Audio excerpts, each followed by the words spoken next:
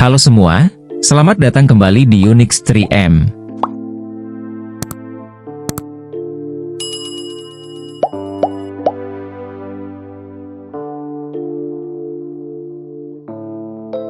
Swiss adalah negara pegunungan kecil yang terletak di Eropa Tengah dan terkurung oleh daratan di antara Prancis dan Italia.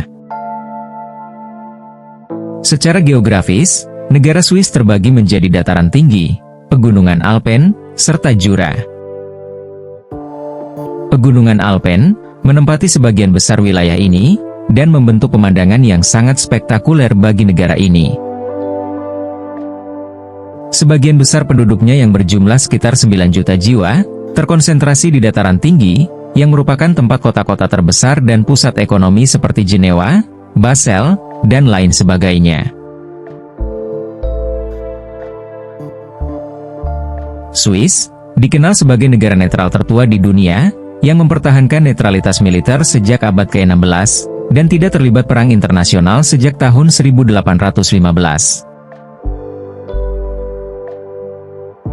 Netralitas Swiss memiliki tradisi sejarah yang panjang.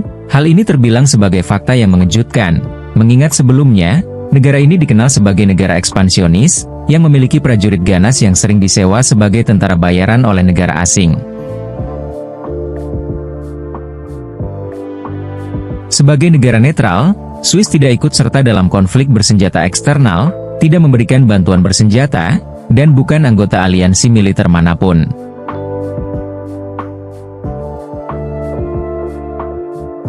Sejarah netralitas Swiss dimulai pada pertempuran Marignano pada tahun 1515, yang terjadi antara Prancis dan Swiss selama Perang Liga Suci serta Perjanjian Fribourg, yang ditandatangani pada tahun 1516.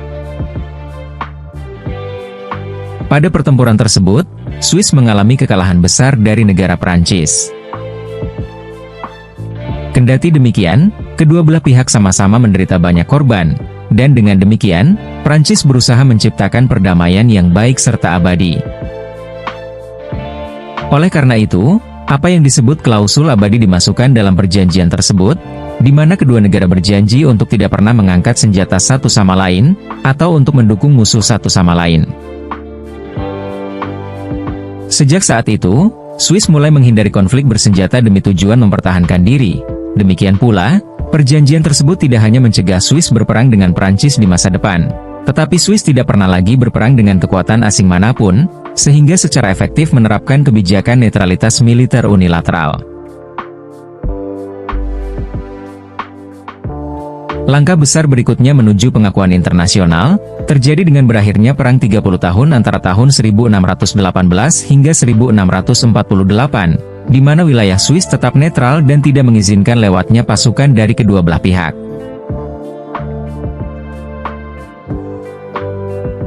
Saat itu, perpecahan politik dan ideologi yang besar antara wilayah Katolik dan Protestan mulai berkembang, dan mereka semua memahami bahwa netralitas adalah satu-satunya cara untuk mempertahankan konfederasi. Oleh karena itu, pada Perjanjian Westphalia tahun 1648, disertai dengan pengakuan internasional atas kemerdekaan Swiss, dan sejak saat itu, semua negara besar mulai menganggap Swiss sebagai negara netral secara de facto.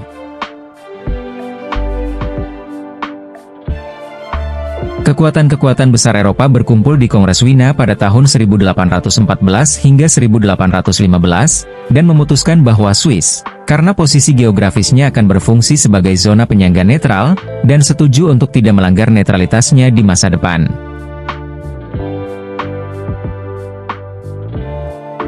Namun demikian, pengakuan pertama terhadap netralitas Swiss di bawah hukum internasional, tidak muncul dari tuntutan eksplisit Swiss, tetapi karena struktur kekuasaan pada saat itu mengharuskan hal tersebut, meskipun praktik ketidakberpihakan unilateral yang telah lama mereka terapkan, berkontribusi besar terhadap gagasan tersebut. Bagaimanapun, sejak tahun 1815, Swiss telah resmi menjadi negara netral, negara pertama di dunia yang mencapai status ini. Abad ke-20 menjadi masa yang penuh tantangan bagi netralitas Swiss. Kendati demikian, negara ini berhasil bangkit dari masa-masa sulit yang dialaminya. Salah satu komponen utama yang mengalami perkembangan besar-besaran selama Perang Dunia adalah kemampuan pertahanan Swiss serta kesediaannya untuk membela diri terhadap invasi apapun.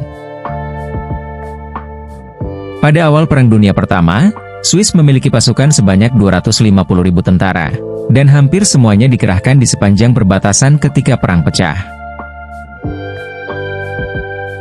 Tentara Swiss yang relatif besar dan terorganisir begitu diperhitungkan, sehingga Jerman memutuskan untuk melewati Belgia daripada Swiss. Jadi, dengan pencegahan yang efektif, Swiss mampu mempertahankan netralitasnya selama perang berlangsung. Keberhasilan netralitas Swiss selama Perang Dunia Pertama memerlukan penegasan kembali dalam tatanan internasional setelah perang. Liga Bangsa-Bangsa yang baru dibentuk tidak hanya mengakui Swiss sebagai negara netral berdasarkan Konvensi Den Haag tahun 1907, tetapi juga mengangkat netralitas Swiss ke tingkat simbolis dalam urusan internasional dengan mendirikan kantor pusatnya di kota Jenewa. Dengan demikian, netralitas Swiss telah berkembang menjadi instrumen untuk melindungi kedaulatan Swiss, dan negara ini menjadi tempat netral dan tempat berlindung yang aman bagi seluruh Eropa pada saat konflik.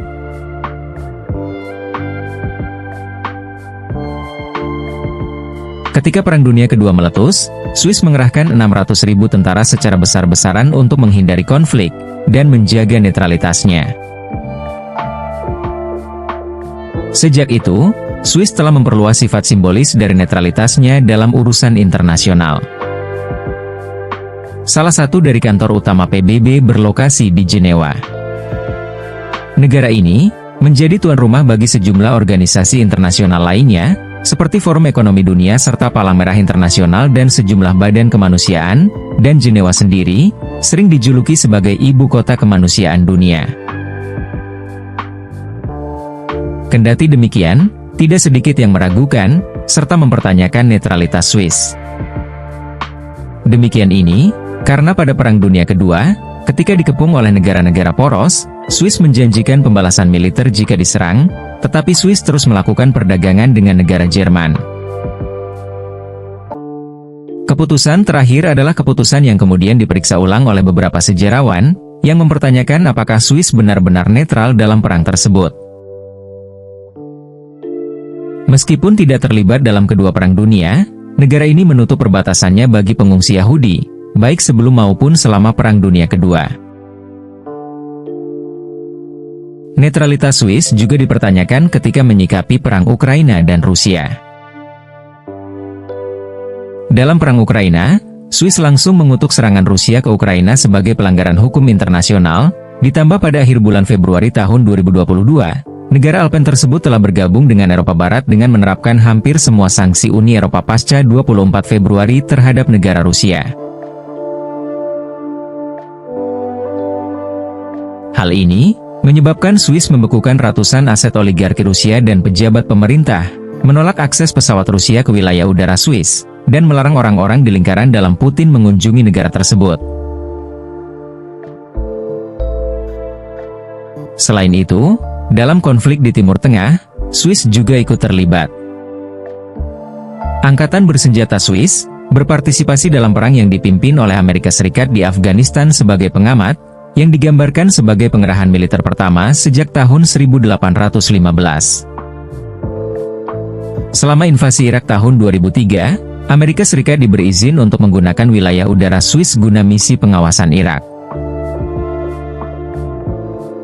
Swiss juga mengirim senjata ke Mesir, Bahrain, Arab Saudi serta Uni Emirat Arab, yang terlibat dalam intervensi yang dipimpin oleh Arab Saudi di negeri Yaman. Tindakan tersebut bertentangan dengan prinsip netralitas yang telah mereka pertahankan selama berabad-abad. Dengan demikian, Swiss dianggap mulai kehilangan netralitasnya sejak mereka bergabung menjadi anggota PBB pada tahun 2002, karena Swiss harus mematuhi sanksi dari PBB.